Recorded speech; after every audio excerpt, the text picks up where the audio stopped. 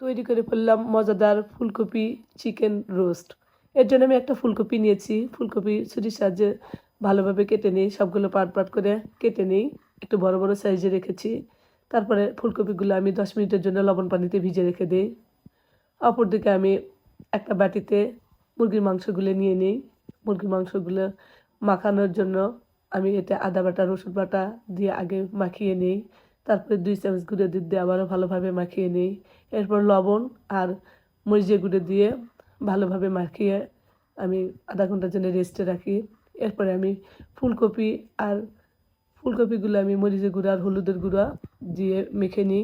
এরপরে চুলায় আমি একটা ফ্রাই প্যান দিয়ে দিই, তাতে পর্যাপ্ত তেল দিয়ে চিকেনগুলো ভালোভাবে লাল লাল করে ভেজে তুলে নিই। রোস্ট তৈরি করার জন্য আমি কিছু মশলা নিয়েছি, সামান্য স্টার মশলা, কিছু বাদাম, জয়ফল, জয়ত্রী, একটু কাবাব চিলি। এরপরে আমি ফুলকপিগুলো আবারও লাল লাল করে ভেজে তুলে নিই। তারপর চুলাতে আরেকটা কড়াই দিয়ে দিই, তাতে পর্যাপ্ত পরিমাণ পেঁয়াজ দিয়ে পেঁয়াজগুলো আমি লাল লাল করে বেরেস্তা করে নিয়ে অর্ধেক তুলে নিই।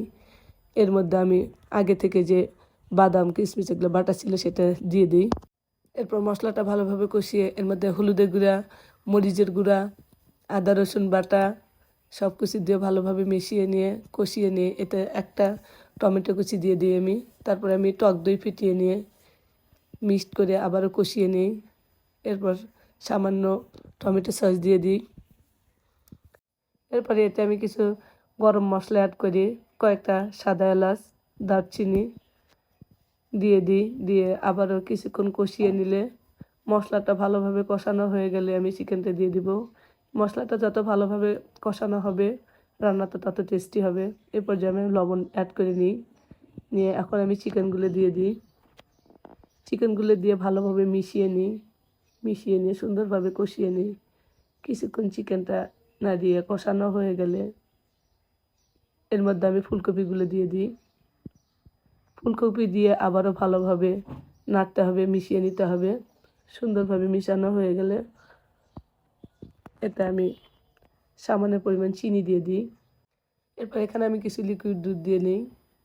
তারপরে এতে আমি গরম পানি অ্যাড করে নিই পর্যাপ্তভাবে রান্নাটা হওয়ার জন্য।